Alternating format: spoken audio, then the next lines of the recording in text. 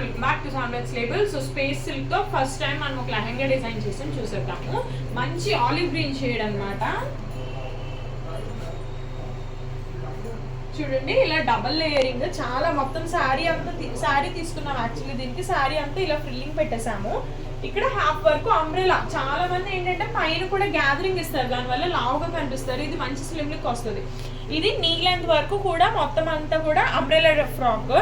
Umbrella cut వచ్చి కింద నుంచి ఫ్రిల్లింగ్ ఇచ్చాము.